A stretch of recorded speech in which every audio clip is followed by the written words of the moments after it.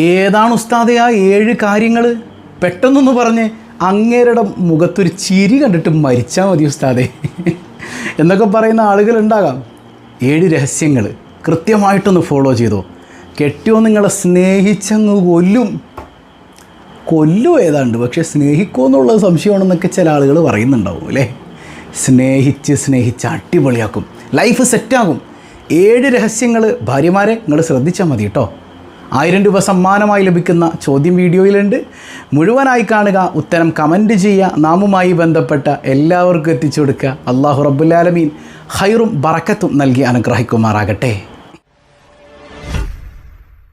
അസ്സലാമു അലൈക്കും വറഹ്മത്തുള്ളാഹി വബറകാതുഹു. എന്തൊക്കെയുണ്ട് എല്ലാവരുടെയും വിശേഷം? സന്തോഷമല്ലേ? എവിടെ പുഞ്ചിരിച്ചു കൊണ്ട് ഹംദ് പറഞ്ഞ് അൽഹംദുലില്ലാഹി റബ്ബിൽ ആലമീൻ. മാഷാ അല്ലാഹ്, ഈ ഒരു ഹംദിൻ്റെ ബറക്കത്ത് കൊണ്ട് ഹൃദ്യമായൊരു പ്രഭാതവും അതിമനോഹരമായൊരു ദിവസവും സമ്മാനമായി തന്ന് കരുണക്കടലായ നാഥൻ നമ്മെ അനുഗ്രഹിക്കുമാറാകട്ടെ. ഹാപ്പിയല്ലേ എല്ലാവരും? ഹാപ്പി ആയിരിക്കണം കേട്ടോ, ഹാപ്പി ആയിരിക്കണം. സോ അത് കുടുംബജീവിതത്തിലൊന്നും ഒരു രസമില്ല എന്നാണ് സംഗതി. കളറാക്കുക. പ്രത്യേകിച്ച് ഒരുപാട് സങ്കടപ്പെടുന്നത് എനിക്ക് തോന്നുന്നു ഭർത്താക്കന്മാരെക്കാളേറെ ഭാര്യമാരാണ്. എൻ്റെ കെട്ടിയവനൊന്ന് നന്നായി കാണാനൊന്ന് ദ്വാരക്കണേ ഉസ്താദേ, അങ്ങേരിക്കൊരു സ്നേഹമല്ല ഉസ്താദേ, ചിരിക്കൂല്ല ഉസ്താദേ, അങ്ങനെയാണ് ഉസ്താദേ, ഇങ്ങനെയാണ് ഉസ്താദേ. ഒരുപാട് ദ്വാവസീയത്തുകൾ കണ്ടിട്ടുണ്ട്. ഇവിടെ ഒരു 7 രഹസ്യങ്ങൾ മനോഹരമായിട്ടൊന്ന് അപ്ലൈ ചെയ്താൽ കെട്ടിയോൻ ഇതിങ്ങനെ കൊണ്ടു കിടക്കും. നിങ്ങളെ അങ്ങനെയൊന്നും കൊണ്ടു കിടന്നില്ലെങ്കിലും സ്നേഹിച്ചു കൊല്ലും എന്ന് വെറുതെ പറഞ്ഞല്ല. ഇതൊരു ആധ്യാത്മിക വഴി കൂടെയാണ്. ഒരു സൂഫി ലൈനിൽ നമുക്ക് കാര്യങ്ങൾ പഠിക്കാം.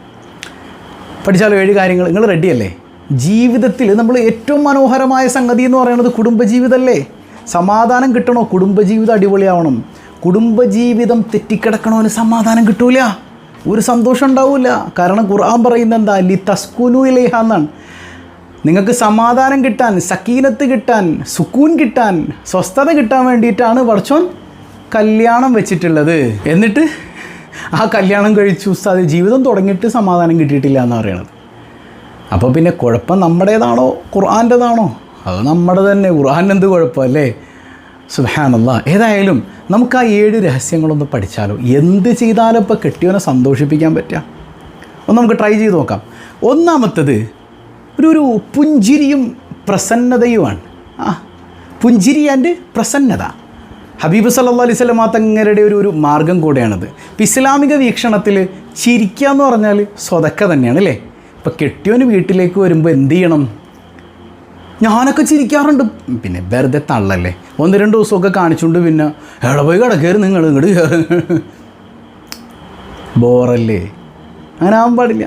ചിലർ പറയും ഞാൻ ചിരിച്ചിട്ട് കെട്ടിയോൻ ചിരിക്കണില്ല. അയാളെല്ലാം ചിരിപ്പിച്ചോളൂ, നിങ്ങൾ ചിരിക്ക്, ബാക്കി റെഡിയാവും ഇൻഷാ അല്ലാഹ്. ഏതായാലും ഭർത്താവ് വീട്ടിലേക്ക് കയറി വരുന്ന സമയത്ത് ചിരിക്കുക. ഇനി മൂപ്പരെ സലാം പറഞ്ഞില്ലെങ്കിലും നിങ്ങൾ അങ്ങോട്ട് പറയാം, അസ്സലാമു അലൈക്കും, എവിടെയായിരുന്നു കാക്ക, എത്രയായി കാണാൻ കൊതിക്കണത്, ഇത്ര നേരം ഞാനിങ്ങനെ നോക്കിയിരിക്കണത്. ആ ഒരു ടോൺ മാറരുത് കേട്ടോ. ടോൺ മാറിയ സംഗതി പോകുന്നേ. ചിലപ്പോൾ വാക്കുകളൊന്നായിരിക്കും, ടോൺ മാറിയാൽ പോവും. ഇത്ര നേരമായി കാക്ക കാത്തിരിക്കണം, ഇങ്ങോട്ട് വാമുത്തേ. ഇതിന് വേറെ നിങ്ങൾ മറ്റേ ടോണിൽ മാറ്റി നോക്കിയാൽ എത്ര നേരമായി മനുഷ്യൻ കാത്തിരിക്കണം, ഇങ്ങോട്ട് കയറി ഇങ്ങോട്ട്. സംഗതി ഒന്നാണ്, ടോണേ മാറിയിട്ടുള്ളൂ. ടോൺ മാറിയാൽ പോവും. അപ്പോൾ ഒരു ചിരി വിടരണം. പുഞ്ചിരിയും മുഖപ്രസന്നത ഉണ്ടാകണം. അതായത് വെറും ചിരി വരുത്തിയിട്ട് മുഖത്ത് ഇങ്ങനെ ചിരിച്ചിട്ട് കാര്യമില്ല. ചിരിയും വരണം, മുഖത്തൊരു പ്രസന്നത ഫീൽ ചെയ്യണം. കെട്ടിയവനത് കാണുമ്പോഴത്തേക്ക് ടെൻഷനൊക്കെ മറന്നു. ഭയങ്കര ടെൻഷനിലാണ് കച്ചവട സ്ഥാപനത്തിൽ നിന്ന് വീട്ടിലേക്ക് എത്തിയത്. എൻ്റെ മുത്തുമണിയുടെ മുഖം കണ്ടപ്പോഴത്തേക്ക് ടെൻഷനൊക്കെ മറന്ന്. മുത്തുമണി എന്ന് പറയുമ്പോൾ ആരെയൊക്കെ ഓർമ്മ വരുന്നുണ്ട്. അള്ളാഹു ആ ഉമ്മാനെ നന്നാക്കട്ടെ. പാവം ഇപ്പോഴും തുള്ളിക്കളിച്ച് നടക്കണത്. അള്ളാഹു അവർ നമ്മളൊക്കെ നന്നാക്കി തരട്ടെ. ഏതായാലും ചിരിയും പ്രസന്നതയും നിങ്ങളുടെ മുഖത്തുണ്ടാകണം. അതായത് ഒരു മനുഷ്യൻ്റെ ഹൃദയത്തിൻ്റെ കണ്ണാടിയാണ് മുഖം എന്ന് പറയണത് അല്ലേ? നമ്മുടെ ഹൃദയത്തിൽ എന്താണുള്ളത് അത് പ്രതിഫലിക്കുക മുഖത്തായിരിക്കും. അപ്പോൾ കൽബ് ശാന്തമാണോ, കൽബിൽ സന്തോഷമുണ്ടോ, മുഖത്തതിങ്ങനെ പ്രതിഫലിക്കും. മാത്രമല്ല നിങ്ങളുടെ മുഖത്ത് പ്രതിഫലിക്കുന്നത് ഭർത്താവിൻ്റെ ഹൃദയത്തിലേക്ക് ട്രാൻസ്ഫർ ചെയ്യപ്പെടും. നിങ്ങളുടെ മുഖത്ത് പ്രതിഫലിക്കുന്നത് സന്തോഷമാണെങ്കിൽ ഭർത്താവിൻ്റെ ഹൃദയത്തിലേക്ക് സന്തോഷം ട്രാൻസ്ഫർ ചെയ്യപ്പെടും. നിങ്ങളുടെ മുഖത്ത് പ്രതിഫലിക്കുന്നത് ഇടവകയുടെ കയറുന്നു, മനുഷ്യനങ്ങനെ കണ്ട് ഓർക്കാൻ വന്നിട്ടും പാടില്ല, ആകെപ്പാടെ ഇടവകയുടെ കയറും, ഇങ്ങനെ കാണിക്കണ കുറേ തള്ളമാരുണ്ട്. അർത്ഥത്തിലല്ല കേട്ടോ, അത് പ്രായമുള്ള ആളുകളെ കുറിച്ചല്ല കേട്ടോ ഈ പറയണത്. കുറേ ആളുകളുണ്ട് അങ്ങനെ പരാതി പറഞ്ഞിട്ടുണ്ടെന്നേ പല ഭർത്താക്കന്മാരും. ചില ആളുകൾ എന്നോട് സങ്കടം പറഞ്ഞിട്ടുണ്ട്, ഉസ്താദ് ഇപ്പം എൻ്റെ വീട്ടിൽ നടക്കണമെന്ന് ഉസ്താദിനെ അറിയാൻ പാടില്ലല്ലോ. എൻ്റെ കെട്ടിയോള് എന്നെ കാണുമ്പോഴത്തേക്ക് സ്വീകരിക്കാൻ പറ്റുന്നത് ഇങ്ങനെയാണ്, മേലൊക്കെ ചൊറിഞ്ഞുകൊണ്ട് ഇങ്ങനെ ഒരു പാവടി കെട്ടിയോന്ന് കാണിച്ചു തരാം, ഇങ്ങനെ കാണിച്ചുകൊണ്ട് എവിടെ പോയി കിടക്കരുത് നിങ്ങൾ, മനുഷ്യനെ ഉറക്കം വന്നിട്ട് വെള്ളം ഇങ്ങോട്ട് ബാക്കി ഇങ്ങോട്ട് ആ കവർ ഇങ്ങോട്ട് കൊണ്ടാ ഇങ്ങോട്ട്. അപ്പോൾ ഇവരുടെ ജീവിതത്തിൽ ഒരു സമാധാനം ഉണ്ടാവൂല. അപ്പോൾ ഒരു തസൗഫിൻ്റെ മാർഗ്ഗം എന്താണ്? നിങ്ങളുടെ മുഖത്ത് തെളിച്ചവും വെളിച്ചവും ഒരു ചിരി ഉണ്ടായാൽ അയാളുടെ ഹൃദയത്തിൽ അത് സമാധാനം നിറയ്ക്കും. അപ്പോൾ ഫസ്റ്റ് പാർട്ടാണിത്. കെട്ടിയോനിങ്ങനെ കയ്യിലെടുത്തുകൊണ്ട് നടക്കണമെങ്കിൽ, കെട്ടിയോനെ സ്നേഹിച്ച് കൊല്ലണമെങ്കിൽ ചിരിക്കുക, നന്നായിട്ട് ചിരിക്കുക. കെട്ടിയോനെ കാണും ചെയ്യൂലേ, ഞാനൊക്കെ ആ സംഗതിയോടെ വെക്കുക, ഞാനൊക്കെ ചിരിക്കാറുണ്ട്, ഭയങ്കര ചിരിയാണ്, എന്നിട്ടാണ് ജീവിതം ഇങ്ങനെ ആയിപ്പോയത്. അടക്കട്ടെ, ഇത് പറയണനുസരിച്ച് അള്ളാഹ്ക്ക് വേണ്ടിയിട്ട് ചെയ്യും. ഇത് ഒരു ഇൽമ കേൾക്കുമ്പോഴത്തേക്ക് ഞാനൊക്കെ ചെയ്യണതാണ്. ആ സാധനം ഇങ്ങോട്ട് മാറ്റിവെക്ക്. എന്നിട്ട് അള്ളാഹ്ക്ക് വേണ്ടി, ഞാൻ എൻ്റെ റബ്ബിന് വേണ്ടിയിട്ട്, കെട്ടിയോന് വേണ്ടിയിട്ടല്ല, എൻ്റെ റബ്ബിന് വേണ്ടിയിട്ട് ഞാൻ എൻ്റെ കെട്ടിയോനോട് ചിരിക്കും. അങ്ങനെ ഒന്ന് ട്രൈ ചെയ്ത് നോക്കിയേ. അള്ളാഹ്ക്ക് വേണ്ടിയിട്ട് അള്ളാഹ് കൽബങ്ങ് മറിക്കും. പടച്ചോൻ്റെ വിരലുകൾക്കിടയിലെ ഒരു വസ്തുവാണ് മനുഷ്യൻ്റെ ഹൃദയം എന്ന് മുഹമ്മദ് റസൂലുള്ളാഹി സ്വല്ലല്ലാഹു അലൈഹി വസല്ലം. അള്ളാഹ്ക്ക് മറിക്കാൻ എത്ര നേരം വേണം? സെറ്റ്. രണ്ടാമത്തെ എന്താണ്? നന്ദിയുള്ളവളാകുക. പലപ്പോഴൊക്കെ സങ്കടം വരുമ്പോൾ ചില ഭർത്താക്കന്മാർ ഇങ്ങനെ പറയാറുണ്ട്, എന്തൊക്കെ ചെയ്തു കൊടുത്താലും നിനക്കൊരു നന്ദിയില്ലല്ലോ മോളെ. ശരിക്കും ഭർത്താക്കന്മാർ അങ്ങനെ കണക്ക് പറയാൻ പാടില്ല കേട്ടോ. അതിൽ ചില ആളുകൾ സങ്കടം കൊണ്ട് പൊട്ടിപ്പോവും ചില കാട്ടായങ്ങൾ കാണുമ്പോഴേ. അതായത് അള്ളാഹുവിനോട് നന്ദിയുള്ളവരാകുക. ഈ നന്ദി അള്ളാഹ് സ്വീകരിക്കണമെങ്കിൽ നിങ്ങളുടെ കുടുംബത്തോട് നന്ദിയുള്ളവരാകണം. ഫോർ എക്സാമ്പിൾ, ഭർത്താവിനോട് നന്ദി കാണിക്കാത്ത പെണ്ണ് എത്ര നിസ്കരിച്ചാലും, എത്ര നോമ്പ് പിടിച്ചാലും, എത്ര ഹജ്ജ് ചെയ്താലും, എത്ര സക്കാത്ത് കൊടുത്താലും, എത്ര വാട്ടവർ, അവൾക്കൊരു സ്വീകാര്യതയില്ല, അവരുടെ ഒരു കർമ്മം അള്ളാഹ് സ്വീകരിക്കൂല. അപ്പം എത്ര ഡേഞ്ചറാണ് സംഗതി. അപ്പോൾ വേറൊന്നും വേണ്ട, ഭർത്താവ് ഒരു സംഗതി ചെയ്തു തരുമ്പോൾ അതിൽ ഒരു അതിൻ്റെ ഭാഗമായിട്ട് ഒരു പരിഗണന ഭർത്താവിന് കൊടുക്കുക. ഞാൻ ചെയ്യണ സംഗതിയൊക്കെ ഭാര്യ അംഗീകരിക്കുന്നുണ്ട് എന്നുള്ളൊരു തിരിച്ചറിവ് ഭർത്താവിനുണ്ടാക്കുക. ഇപ്പം എങ്ങനെ, ഇപ്പോൾ ഭർത്താവ് നിങ്ങളുടെ വീട്ടിൽ, ഭാര്യയുടെ വീട്ടിൽ, അല്ലെങ്കിൽ അവരുടെ ഉമ്മാക്ക് അല്ലെങ്കിൽ ഭാര്യയുടെ വാപ്പാക്കൊക്കെ എന്തെങ്കിലുമൊക്കെ ഒരു ഹെൽപ്പ് ചെയ്ത് കൊടുക്കുമ്പോൾ ഓപ്പണായിട്ട് ഭർത്താവിനോട് സംസാരിക്കുക. കാക്ക അൽഹംദുലില്ലാ, കാക്കക്ക് അള്ളാഹ് ബർക്കത്ത് ചെയ്യട്ടെ കേട്ടോ, എൻ്റെ ഉമ്മച്ചീനെ സ്വന്തം ഉമ്മച്ചിയായിട്ട് കാക്ക ചേർത്ത് പിടിച്ചില്ല, അൽഹംദുലില്ലാ അള്ളാഹ് ബർക്കത്ത് ചെയ്യട്ടെ, എൻ്റെ വാപ്പച്ചീനെ ചേർത്ത് പിടിച്ചില്ല, അള്ളാഹ് ബർക്കത്ത് ചെയ്യട്ടെ. ഈ ഒരു സംഗതി, അതായത് നിങ്ങൾ അംഗീകരിക്കുന്നുണ്ട് എന്ന് അവൻ്റെ മനസ്സിലൊരു തോന്നലുണ്ടാകുക. ഭർത്താക്കന്മാരുടെ ഭാഗം വേറെ ഉണ്ട് കേട്ടോ, നല്ല കാര്യങ്ങൾ പറയണ്ടായില്ലേ, ഇപ്പം അതല്ല വിഷയം, അതുകൊണ്ടാണ് ഞാനിത് പറയുന്നത് കേട്ടോ. അപ്പോൾ ആ ഒരു അംഗീകാരം ഭർത്താവിന് കിട്ടുക, അവന് തിരിച്ചറിയാം. കറാമത്തൊന്നുമില്ലല്ലോ, ഔലിയാക്കളൊന്നും അല്ലല്ലോ നമ്മളെ ഭർത്താക്കന്മാർ, അതുകൊണ്ട് തന്നെ അവർക്കിപ്പോൾ നിങ്ങളുടെ കൽബിലുള്ള സംഗതിയൊന്നും അറിയാൻ പറ്റൂലല്ലോ. അത് നിങ്ങൾ സംസാരിക്കുക, ഓപ്പണായിട്ട് നന്ദിയുള്ള ആളുകളാകുക. ഹബീബ് സല്ലല്ലാഹു അലൈഹി വസല്ലം തങ്ങൾ നരകത്തിൽ ഏറ്റവും കൂടുതൽ കണ്ടത് സ്ത്രീകളെയാണ്. അതിൽ ഒരു കാരണം പറഞ്ഞെന്താ? നന്ദികേട് കാണിച്ചുകൊണ്ടാണ്. ആരോട്? അള്ളാഹിനോടാണോ? അല്ലല്ല, കെട്ടിയവനോട് നന്ദികേട് കാണിച്ചുകൊണ്ടാണ്. അപ്പോൾ ഭർത്താവിനോട് നന്ദികേട് കാണിക്കുന്ന സ്ത്രീയായിട്ട് നിങ്ങൾ മാറാൻ പാടില്ല. അങ്ങനെയുള്ള ആളുകൾക്ക് ജീവിതത്തിൽ സമാധാനം ഉണ്ടാവില്ല. ഭർത്താവ് കയ്യിലൊന്നും എടുത്തുണ്ടാകുന്നില്ലെങ്കിലും എവിടെയെങ്കിലും ഒന്ന് ചേർത്ത് പിടിച്ചാലെങ്കിലും മതി, അതുപോലും ഉണ്ടാവില്ല. അപ്പോൾ സൂക്ഷ്മത പാലിക്കുക, നന്ദിയുള്ള ഭാര്യയാവുക. ആ നന്ദി ഭർത്താവിന് ഫീൽ ചെയ്യും വേണം, അല്ലേ? അൽഹംദുലില്ലാ എന്ന് പറയുമ്പോൾ, ആ ഫീലോടുകൂടെ പറയുമ്പോൾ പടച്ചോൻ എന്ത് സന്തോഷമായിരിക്കും. ഇത് നമ്മുടെ ലൈഫിൽ അപ്ലൈ ചെയ്ത് നോക്കിയേ. നമുക്ക് കാര്യങ്ങളൊക്കെ ചെയ്തു തരുന്ന ഭർത്താവിനോട് കാക്ക, എൻ്റെ കാക്ക അള്ളാഹ് ബർക്കത്ത് ചെയ്യട്ടെ, അതൊരു എക്സ്പ്രസ് ചെയ്യുക. ഇപ്പോൾ ഭർത്താവ് എന്തെങ്കിലും ഒരു ഗിഫ്റ്റ് കൊണ്ടുവന്ന് വരുമ്പോൾ ആ ശരി, അല്ലേ ഇതാണ്, അയ്യേ ഇത് മേടിച്ചത് എന്തിനാണ് ഈ കാക്ക, വേറെ എന്തൊക്കെ സാധനം ഉണ്ടായി, എനിക്ക് മാത്രമാണ് ബർത്ത്ഡേക്ക് ഇങ്ങനത്തത് കിട്ടുള്ളൂ, ഒരടി കൊടുക്കണം ഹംപിന്. ആ മനുഷ്യൻ കഷ്ടപ്പെട്ട് മേടിച്ചുകൊണ്ടെന്ന് വരുമ്പോൾ നിനക്ക് എടാ ആ സാധനത്തിൻ്റെ മൂല്യത്തിലല്ല, നിനക്ക് കിട്ടിയില്ലേ, നിൻ്റെ ഭർത്താവ് നിന്നെ പരിഗണിച്ചില്ലേ, അതിനാണ് വാല്യൂ വേണ്ടത്. സാധനം കിട്ടുമ്പോഴത്തേക്ക് ഓ സൂപ്പറാണ്ട് കാക്ക, എന്ത് സൂപ്പർ സാധനമാണ് ഈ കാക്ക എനിക്ക് മേടിച്ചു തന്നിട്ടുള്ളത്, അടിപൊളിയാണ്. ഇത് കേൾക്കുമ്പോൾ ശരിക്കും ഭർത്താവ് എന്ത് ചിന്തിക്കണം? അൽഹംദുലില്ലാ എന്ന് പറയണം. അല്ലാതെ ഞാൻ വലിയ ആളാണെന്ന് ഭർത്താവ് ചിന്തിക്കാനും പാടില്ല. അത് മറ്റൊരു വിഷയമാണ്, പിന്നെ പറയാം. മൂന്നാമത്തത് സോഫ്റ്റ് സ്പീച്ചാണ്, മനോഹരമായ സംസാരം. ഇവിടെ വാക്കുകൾക്ക് വലിയ ശക്തിയുണ്ട്. ഈ പരുഷമായ വാക്കുകൾ ഒഴിവാക്കിയിട്ട് സൗമ്യമായിട്ട് സംസാരിക്കുന്ന പെണ്ണിനെയാണ് ഏതാണിനും ഇഷ്ടം. ഗൗരവം പെണ്ണിന് ചേർന്നല്ല, സ്ത്രീത്വത്തിന് ചേർന്നതല്ല. അതിലിപ്പോൾ ഒരു ടിപ്പുണ്ട്. അതായത് മൂപ്പരെന്തെങ്കിലുമൊക്കെ ദേഷ്യപ്പെട്ട് സംസാരിക്കുമ്പോഴത്തേക്കും ചില പെണ്ണുങ്ങളുണ്ട് പുറു പുറു പുറു പുറു പുറു പുറു എന്ന് പറഞ്ഞുകൊണ്ട് ഇങ്ങനെ വർത്താനം പറഞ്ഞുകൊണ്ടിരിക്കും. ഇങ്ങനെ വെറുതെ ഇത് മൂപ്പരവിടെ നിന്ന് എന്തെങ്കിലുമൊക്കെ ഒരു ദേഷ്യപ്പെട്ട് കഴിയുമ്പോഴത്തേക്കും എനിക്ക് മാത്രമാണ് ഇങ്ങനത്തെ ജീവിതമുണ്ടായത് എൻ്റെ അങ്ങനെ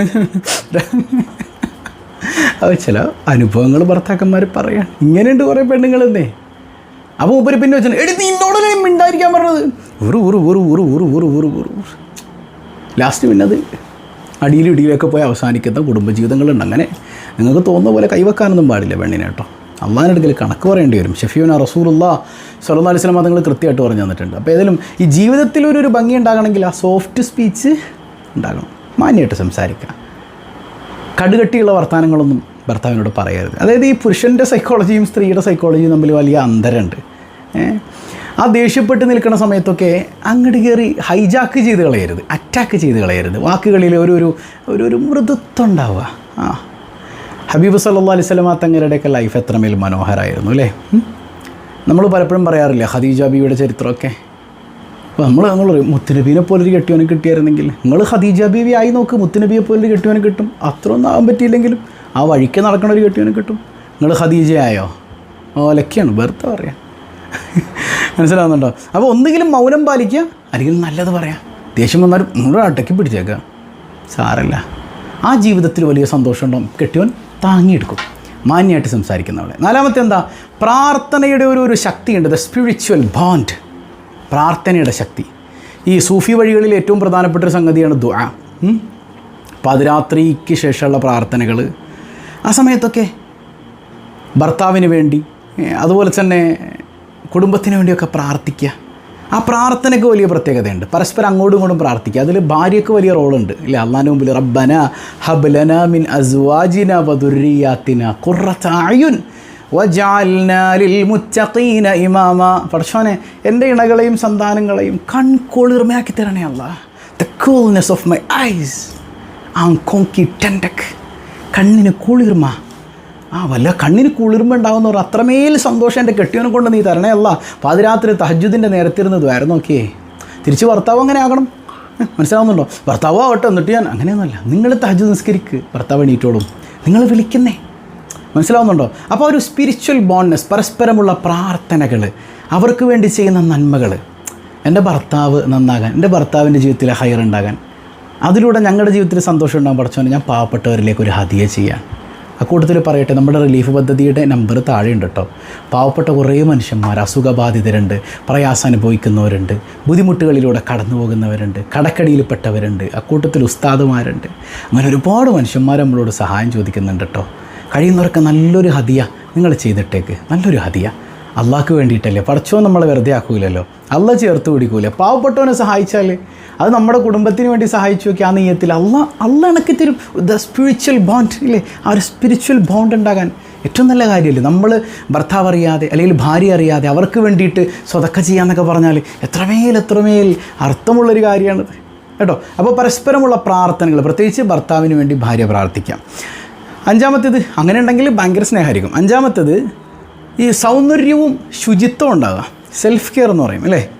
ഭർത്താവിന് വേണ്ടി ഒരുങ്ങുന്നതിന് ഇസ്ലാമിൽ വലിയ പുണ്യമുണ്ട്. നിങ്ങളുടെ സൗന്ദര്യം നിങ്ങൾ കാത്തു സൂക്ഷിക്കണം. ഇനിയിപ്പോൾ 40 വയസ്സായില്ല, ഇനി എന്തുകൊണ്ടാണ് ഒരേറ്റ അടി കൊടുക്കണം. അങ്ങനെയൊന്നുമല്ല. 40 അല്ല 100 വയസ്സ് വരെ ജീവിക്കാൻ പറ്റിയാലും നിങ്ങളുടെ സൗന്ദര്യം കാത്തു സൂക്ഷിക്കുക. ആർക്ക് വേണ്ടിയിട്ട്? നിങ്ങളുടെ ഭർത്താവിന് വേണ്ടിയിട്ട്. മൂപ്പരുടെ മുമ്പിൽ കുളിക്കുകയില്ല, നനയ്ക്കയില്ല, ആകെ പേക്കോലത്തിന് നടക്കും. കല്യാണത്തിന് പോകുമ്പോൾ ഉള്ള പുട്ടിയും ഉള്ള ലിപ്സ്റ്റിക്കൊക്കെ ഇട്ടിച്ചുണ്ടൊക്കെ സെറ്റായില്ല, ഇത്തിരി കൂടിപ്പോയി, കുറഞ്ഞു പോയി. ഈ സാധനമൊക്കെ കാണിച്ചുകൊണ്ട് പോകാൻ പറ്റുന്നുണ്ട്. ഇത് ആരെ കാണിക്കാൻ? ചുണ്ടൊക്കെ ചോമ്പിച്ചിട്ട് ആരെ കാണിക്കാനത്? ആ മൂപ്പരുടെ അടുത്തേക്ക് പോകുമ്പോഴത്തേക്കും ചുണ്ട് ചോമ്പിച്ചില്ലെങ്കിൽ സാറിലൊന്ന് പല്ല് തേച്ചിട്ടെങ്കിലും പാരണങ്ങൾ. നിങ്ങളെല്ലാവരെ കുറിച്ചുമല്ല, പല പരാതികളും കിട്ടുന്നുണ്ട്. അതിൻ്റെ അടിസ്ഥാനത്തിൽ പറയാം. അപ്പോൾ ശുചിത്വവും സൗന്ദര്യവും കൃത്യമായി സൂക്ഷിക്കുന്ന ആളുകളാകണം. ഭർത്താവിനും വേണം കേട്ടോ. വിയർത്ത് കുളിച്ചിട്ടൊക്കെ കെട്ടിൻ്റെ അടുത്ത് പോയി കിടക്കുന്നൊരവസ്ഥ ഉണ്ടാകാൻ പാടില്ല. എടോ, പരസ്പരം നിങ്ങളുടെ വിയർപ്പുകളും നിങ്ങളുമായുള്ള എല്ലാ സംഗതികളും പരസ്പരം ഇഷ്ടപ്പെടേണ്ടവർ തന്നെയാണ് നിങ്ങൾ. പക്ഷേ ആ ഒരു സ്നേഹത്തിൻ്റെ ഭാഗമായി ഹൃദയത്തിലേക്ക് സ്നേഹം വല്ലാതെ കൂടാൻ വൃത്തിയും ശുചിത്വം എപ്പോഴും നമ്മൾ കാത്തു സൂക്ഷിക്കണം. മനസ്സിലാവുന്നുണ്ടോ?